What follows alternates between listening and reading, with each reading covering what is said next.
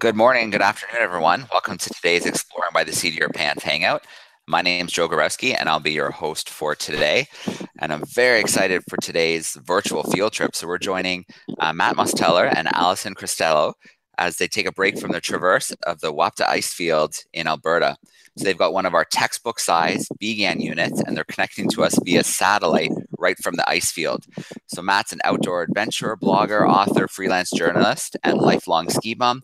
And Alison's a glaciologist. She studies the history of sea ice in polar regions all over the planet. So Matt and Alison, it is so awesome to have you joining us today. Hey, Joe and all the classrooms. We're so honored to be here with you guys. And really, the hit of the show is Alison, so I want to spend as much time as possible with her because there's a lot of great information that she has to share. But I thought we'd give you just a quick background of where we're at. We're actually on, we left a lake and a trailhead called Bow Lake, and it's a trailhead for the Bow Yoho Valley Traverse.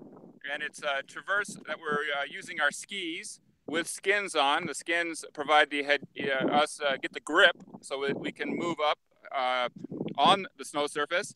And we're traversing across multiple glaciers here, of which Alison will talk a little bit about. And then we have three huts. There's a three-hut system on here provided by the Alpine Club of Canada. We also traverse through two national parks, Banff National Park and Yoho National Park.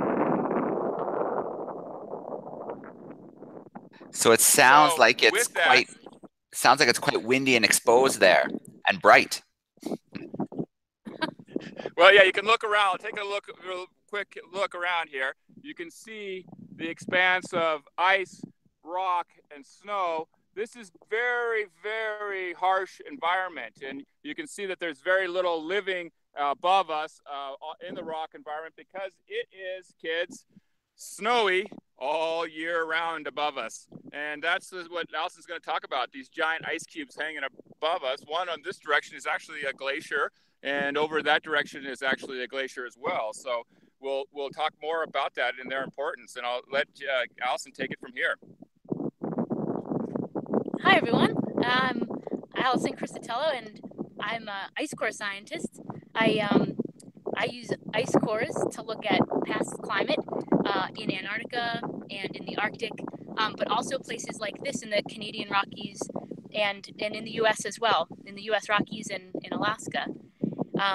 And ice cores are really, really interesting ways to look into the past because they record all sorts of information about the past air temperature and things like volcanic eruptions and wildfires. So they contain this amazing record over time. And so when we drill an ice core and pull it out of a glacier like the one that's right behind us, we can get this history of previous climate. You know, Joe, and it's amazing. If you look at it, I also want to say first MIT graduated in glaciology. So she obviously, it's amazing to have her with us to be able to share such insight in what's actually going on with these glaciers. And I think one of the key things is some of these glaciers have come down at quite a great more distance in their past, right, Alison? That's true, yeah. Areas like this, the Wapta Icefield here, it's sort of like an ice cap, a big pancake, and then the edges of it spread out to lower elevation. But in the past, those parts that spread out much further than they do today. And most of the glaciers here, and this is also true of the Rockies in Montana that you might be more familiar with, most of these glaciers were much bigger even 10 years ago. So most of them are getting smaller and smaller because the amount of snow that accumulates in the winter is less than the amount of snow that's melting the rest of the year. And just so you guys know too as well, and she's going to talk about I think really another real important part is that this storage of water, because a lot of some of the students may live in regions that actually might be the water from the ice and snow we're standing on will actually flow by. And another real quick point too, for this kind of glacial travel, it is super important to get educated, to go with guides and be involved in a program. And we're going to talk about a really cool program too girls on ice too as well in a bit. But just so to know, they have to be really safe, that people shouldn't just walk out on a glacier without proper training and education. And as we're looking up here and around us, Joe, and for all the youth, we're hearing noises, and they're loud cascades of rock and ice coming down off the big mountains around us. And so we've got a lot of sliding activity going on. Yeah, there's the area that we're standing in, actually, we're totally safe where we are, but a lot of these big head walls that are around us and the steeper snow slopes are avalanching because it's the middle of the day when the sun is sort of highest. And so there's pretty constant avalanche activity here. Just to reiterate, it's very important when traveling on glacier terrain to be prepared in terms of avalanche safety and glacier travel. And who lives in do we have schools from the southern U.S.? So we've got some classrooms joining us. We've got classrooms joining us from Canada and the U.S., and we do have a classroom from Florida joining us. Okay, well, so let's talk about how this stores the water and really is important for all the agricultural needs, as well as obviously life supporting need, that water of life, where this water starts here as a ice, and how that storage is so important and why. Yeah, it's really interesting when you think about how interconnected all the water on the earth is. Even the Mississippi River, which is extremely far from here, there is water in the Mississippi River that at some point came from snow on this ice field way up in Alberta, Canada. So another really, really amazing thing about glaciers and ice sheets and all of the frozen parts of our earth is that they act as this huge reservoir of water. So and some communities as well depend directly on glaciers for drinking water, for example, or for hydropower. So they use the melt water that comes off of the glaciers to generate power. So they're really directly connected. It seems remote when you're out here, but what's going on in the environment in a place like this is directly connected to a lot of communities downstream, even far away.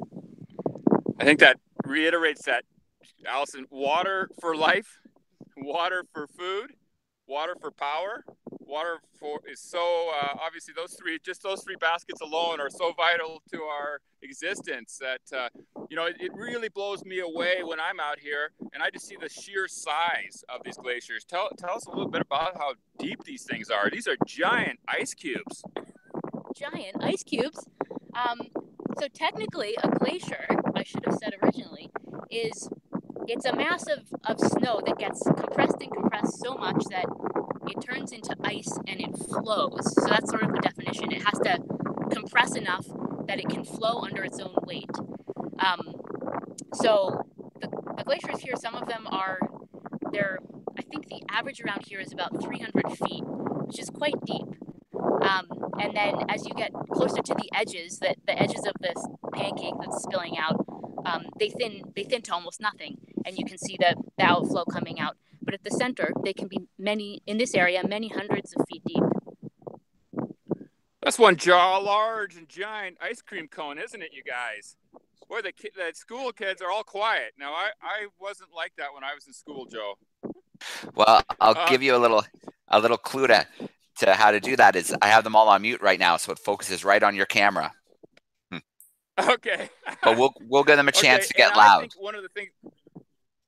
Yeah, that's great.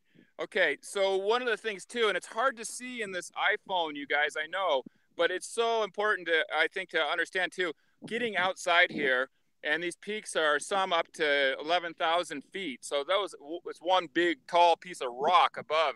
They don't look as big though, because the glaciers are just filling in all the valleys around them. So you just see the rock hunks sticking above this chunk of ice. It's pretty imposing. And this travel and this route, I mean, we're fortunate to be traveling with Alison here because she knows so much about traveling safely. I'm trying to work on getting her to slow down for my sake, but the safe part is so important. But I want to talk about how that history piece, because you can pull away so much from every speck layer all the way down. You said something about the fires. You can even talk about human interaction with it, right? And you can talk about big cataclysmic other events in life. So talk about it. Yeah, as a sort of overview of the information that you can get out of ice cores, or just even a surface snow sample. When you're just walking along and you pick up a snow sample, what's in that? There's the oxygen in the atmosphere it gets trapped in the snow, and there's a certain measurement of the oxygen, which is actually a recorder of temperature. So when you look back in time, you can see seasonal and then yearly variations in temperature, which is actually how we date ice cores. And then the air bubbles that are trapped in the ice themselves are actually trapping pieces of old atmosphere. So right now, somewhere beneath our feet in the glacier, a bubble is just getting compressed enough in the snow that it's turning to ice and it's getting closed off from the surrounding ice. And at that point, it has trapped that piece of atmosphere from that very moment. So we can measure all sorts of things like CO2 and a whole suite of different things that can tell us about the atmosphere back in time. And then there's other really interesting things as well. Even somewhere like this that's pretty far inland in Alberta, we can measure certain chemical species that can tell us what's happening off the coast. That they're indicators of what's occurring in the marine environment, which is really cool. And then also things like wildfires, which are very, very important, and we don't know about wildfire history in the past in certain regions. So you can measure things like sulfur in the snowpack as well, and other species that can tell us about things like wildfires and volcanic eruptions in the past before people were recording things like that. And part of that is it's moving. You're seeing the things that get planted from the jet stream, right? So they fall on the surface, right, as well. Is that a piece of it? And tell us more about that.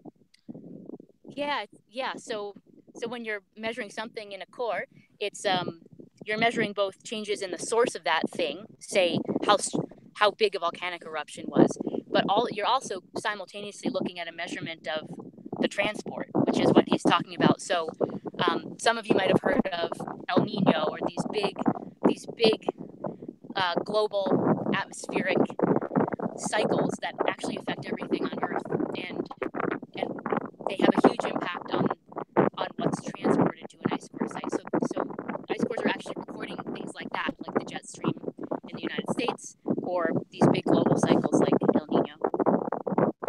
Now, I don't know if anybody in the viewer audience is let's use the U.S., let's go Fahrenheit, 80-degree temperatures, but you guys would probably love to see all this snow, and you'd have a big snowball fight right here.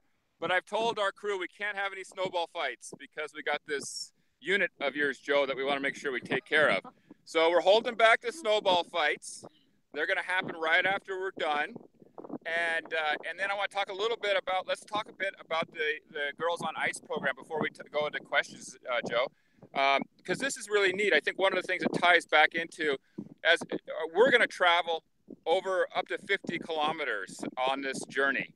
We're using really some of the best and latest gear for safety, for safe travel across the glacier, with spending time talking and looking at some of the issues we may come into like this. Where we stopped is an area where a canyon begins, and you can well imagine it's heating up.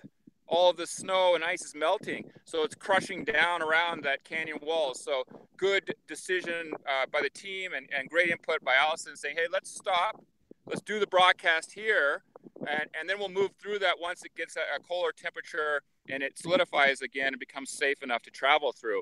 But we're then there's still 40 some odd kilometers of distance, and it's really important to, for me, the takeaway is I get a lot of, when I go out and do this, I feel really humbled by nature. Nature is so powerful, and I really get humbled by it. I feel really small, and I think it's important to feel small.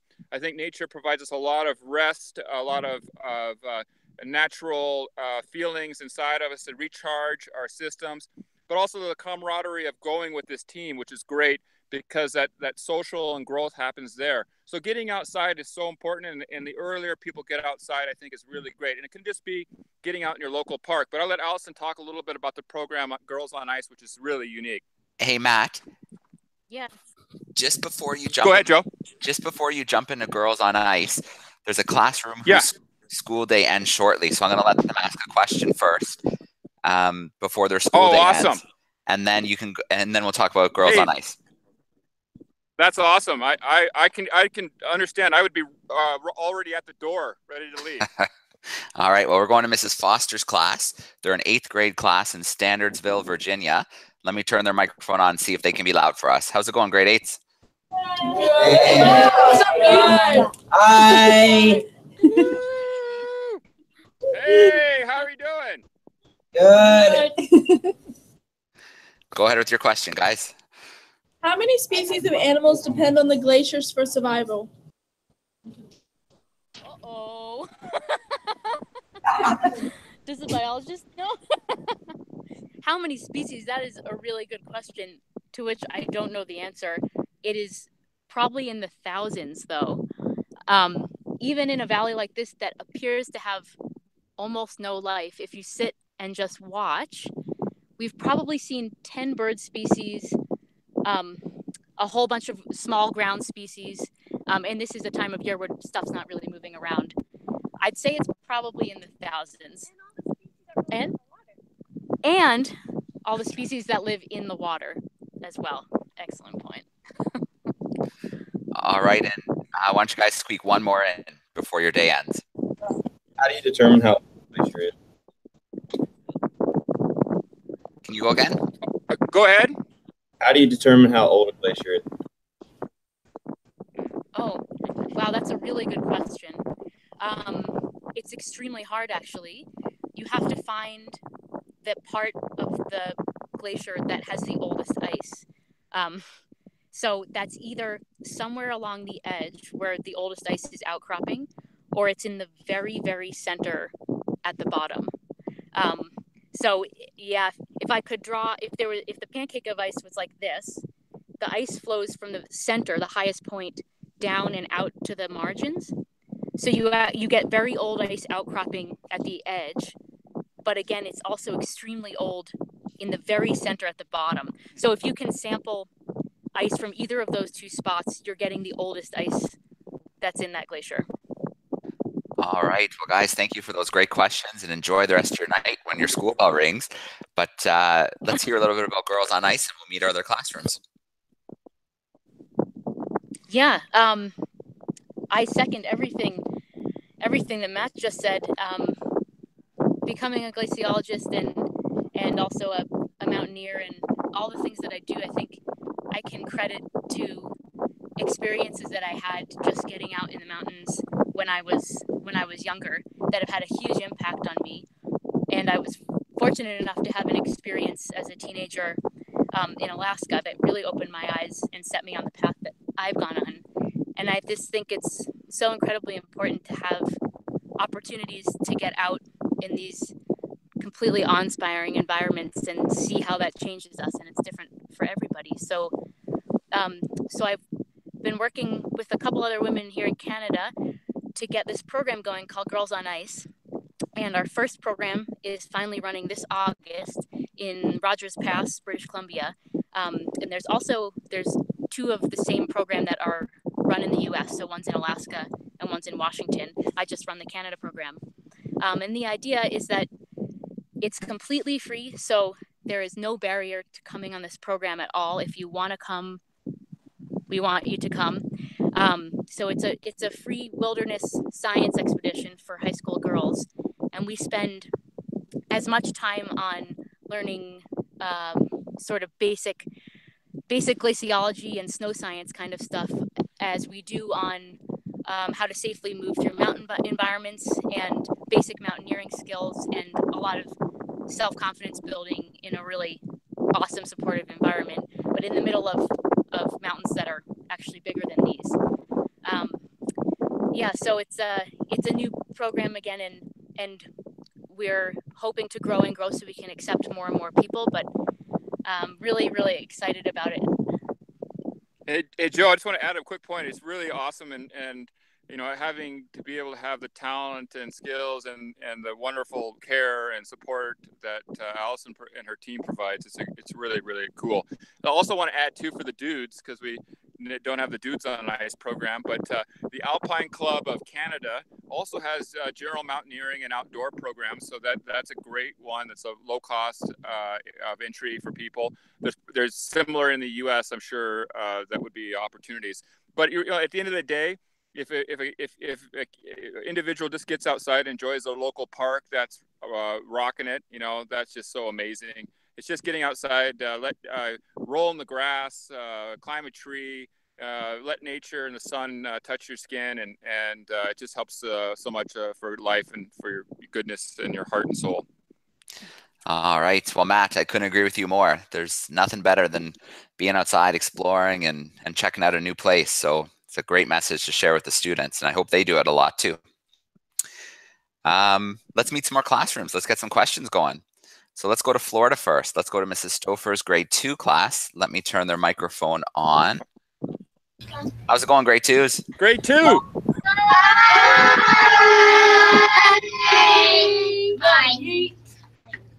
Alexa, you need to move back. Audrey, you have a question? Question? Sorry. I have a question. Go ahead. Hi, my name is Leah. How many animals have you seen? What type of animals have you Leah, seen? try asking the question again. We could. Real loud. Real loud. What You may have to ask it again, Leah. How many types of animals have you seen? Ooh. You guys can tell me if you've seen more. I think I've probably seen 10 different animals today, if you count the different kinds of bird species that we've seen. Yeah? And I saw an elk on the road up here. Oh, you did? Yes. Oh. And an elk, which is a very beautiful large animal. All right, very cool. Let's jump to a different part of the U.S. Let's go to Chicago this time. We've got a 3rd grade class joining us from Gems World Academy. Let me turn their microphone on. All right, how are we doing, grade 3s?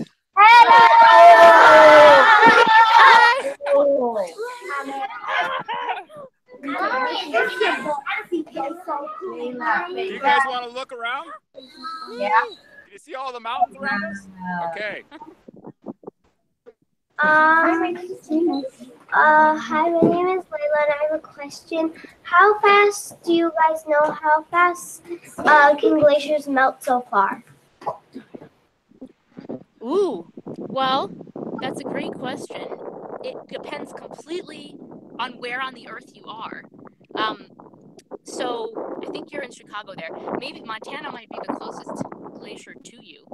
The glaciers that are in Montana, for example, in Glacier National Park, have been projected to all be gone in the next 50 years, which is really short in terms of timescales for things like glaciers. But it totally depends where you are. The glaciers here on the Wapta will be along longer, hundreds of years. And then when you get towards the poles, toward the North and South Pole, it's not even on a human time scale. So even though parts of the Arctic, for example, are seeing melting, we still can't project how long glaciers and ice caps will be around in the polar regions of the world. That's a very advanced question. All right. So how, just to add on that, what's looking out in the world, what's an example, or how much could a glacier retreat in 1 year? There are some glaciers, I'm thinking of one in Alaska, there are some that actually retreat kilometers or miles, like several miles in 1 year, which is incredible when you think about it. So yeah, in some places, it can be miles. All right, perfect. Well, let's jump and meet another classroom. Let's go. Let's see. Let's go to Mr. Richards, grade 6-7s in Amherst View, Ontario. So we're going to Canada. Let me turn their microphone on. Say hi, guys.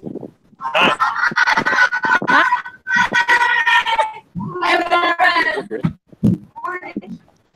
How do you map the glaciers movement? How do you track glaciers movement? How do you map glaciers movement? Yes, or track. Track or map. Is that what you said? Track or map, yeah. How do you map glaciers movement? There's a whole bunch of different ways. What I often use is a GPS, so the same kind of GPS that you might use if you're going hiking, but it's really, really, really accurate, like millimeter accuracy. So you can use GPS that's you kind of stick into the glacier, and it will map how quickly the ice is moving. Some people actually use photographs, which is pretty cool because anyone can do it. So you can take repeat photographs every single year from the same place, and you can use certain computer programs that will essentially measure the speed that the ice is retreating. And you can also estimate how much mass is being lost by doing that. But I'd say the most common way in terms of ice movement is by GPS. All right. Great question, guys. So let's jump to another classroom. We're going to go to Niagara Falls in Ontario, grade 7 and 8, with Mrs. Fiduck. Let me turn their microphone on. There we go. How's it going, 7 and 8? Hello. Okay. Go ahead and ask your question. Do you think we'll have another ice age, or do you think global warming will prevent that? Ooh. That's also an amazing question. We will have another ice age. So that's a really interesting question because it kind of gets at a question of timescale. So there's sort of nothing that people can do to change the huge glacier interglacial cycles. The Earth over hundreds of years, so extremely long timescales, will continue to go through glacial interglacial cycles because there's things like the tilt of the Earth that we can't affect. They're just always true. But what we are affecting is how quickly we are going toward the maximum temperatures in the interglacial that we're in. So we're having a huge impact on our current interglacial called the Holocene. But that's separate from the fact that in hundreds of years we will go into an interglacial again. Another question. Yeah. Do you like the movie Ice Age? My favorite. Yes, I love the movie Ice Age. Do you?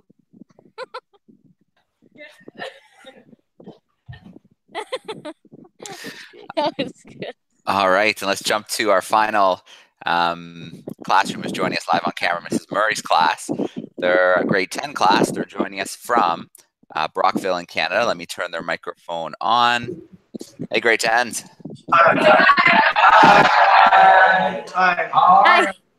So I got a question is like, if the glaciers ice melts, will it freeze back to ice again?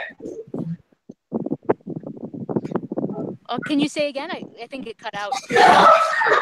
So if the glaciers ice melt, will it freeze back to ice again? Oh, does it turn back to ice? Oh, does it turn back to ice again? Yeah. Ooh, interesting.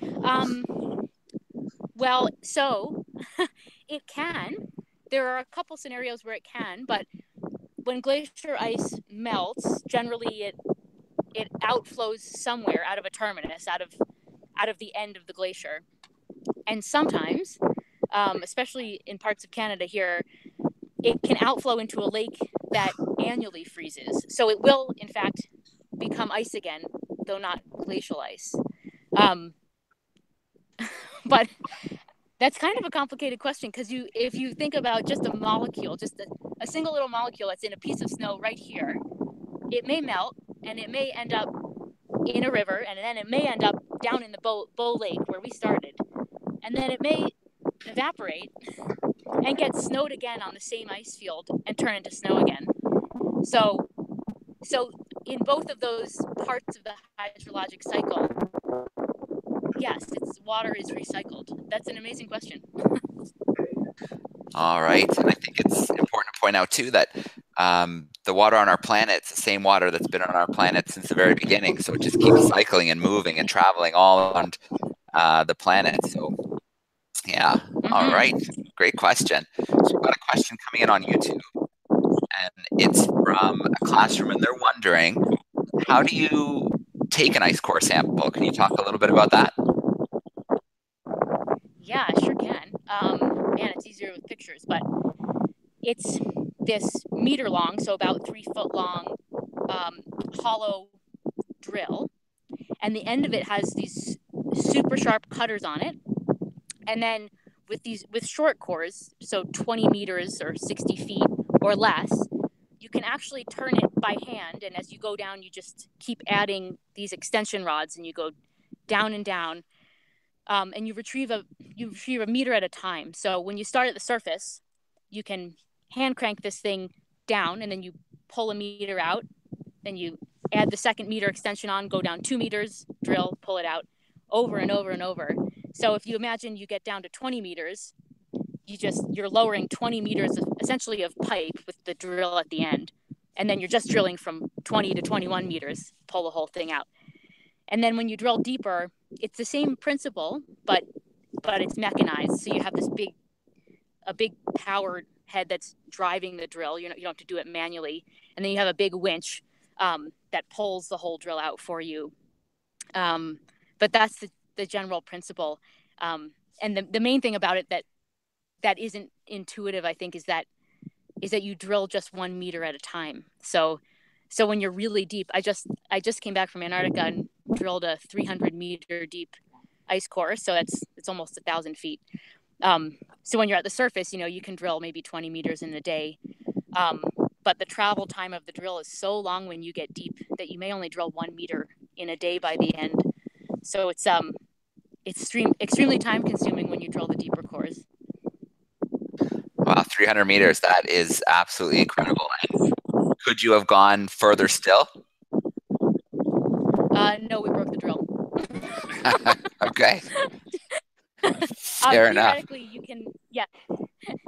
Theoretically, you could go about 350, probably is the max with that drill.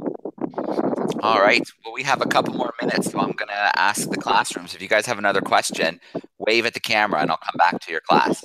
Let's go back to our class in Florida first. Your microphone's on.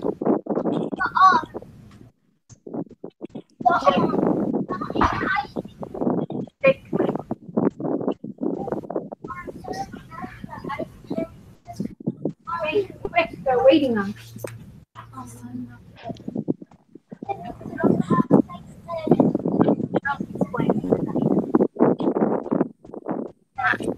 My name is Jake, and where have you ever seen penguins? Are penguins there? Woo! Well, there are not penguins here, and in fact, I bet some of you know this. Penguins only live in the southern hemisphere, and polar bears only live in the northern hemisphere. So, yeah, I've seen a lot of penguins in Antarctica. I work mostly in Antarctica, and the kind that I've seen the most of are Adelies. They're about a foot tall, little black and white, and very inquisitive. When I'm drilling ice cores, they come right up to me. They're very, very curious animals. And then I've seen a whole bunch of emperor penguins as well along the coast in Antarctica, they're about 3 times the size of Adelies, and they have this beautiful yellow and orange on their heads. You've probably seen photos of them. So, yeah, again, only in the southern hemisphere, which I bet some of you knew. All right, and let's go to Mr. Richard's class.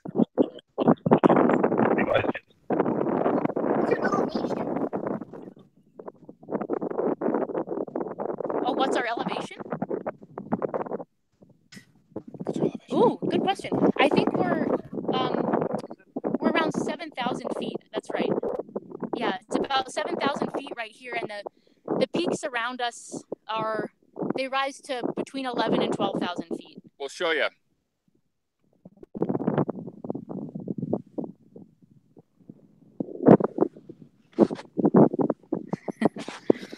All right, Mrs. Murray's grade 10s, do you guys have another question? How did you get interested in studying glaciers?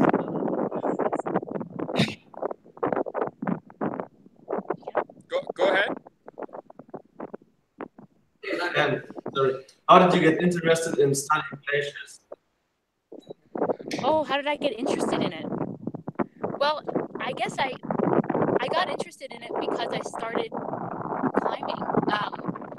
I started mountaineering when I was a teenager, and that was actually what got me into studying them. I loved so much moving through glacial landscapes and living on glaciers, which I did for a number of years as a climbing ranger.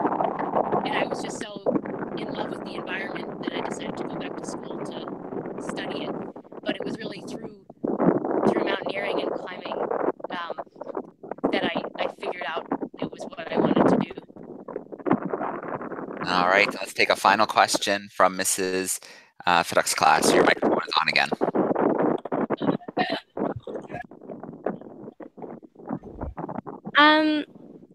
We'd like to know, what is the oldest found trapped in ice?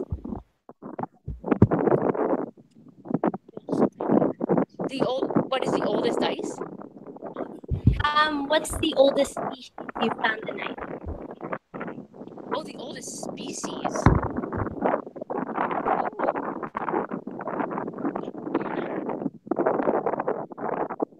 It has to be some sort of.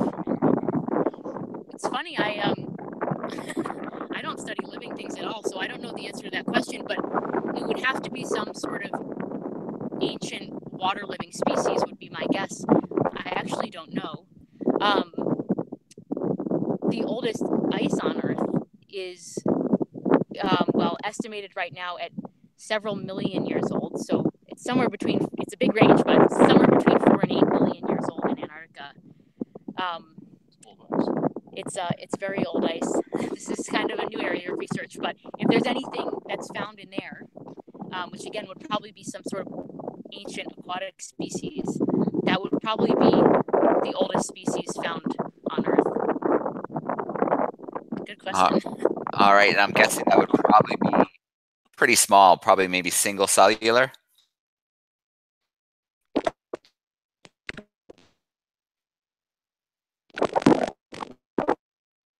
Oh, I think we, can you guys still hear us?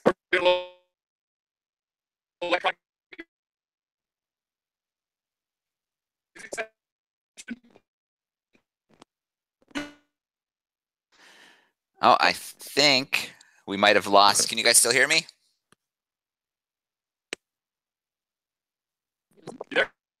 Yeah, can you still hear me? I can just hear you kind of a little bit. I think we might have lost the feed.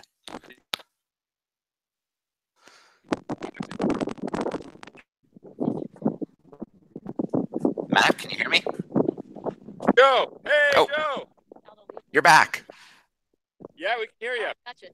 We lost you. Yay! Well, guys, thank you so much. That was awesome. Thank you for taking us out onto the glacier, for taking a break to do this.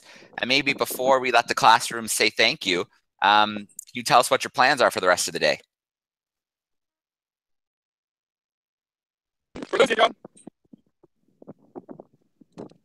Oh, Matt, still hear me?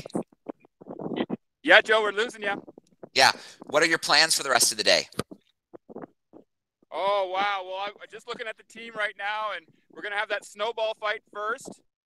And then we got to check the stability surrounding on the slopes above to make sure it's safe for travel through the rest of the route, because we may have to change plans based on that. But we're going to do that first, because we got to make sure we're always traveling safely and be able to enjoy the mountains another day. All right. Well, again, Alison, Matt, and your team, thank you so much for hanging out with us. Enjoy the rest of today and tomorrow on your traverse. And I'm going to let the classroom say goodbye and thank you. I'm going to turn the microphones on for them. So here we go, boys and girls, nice and loud. Thank you, Joe. Thank you.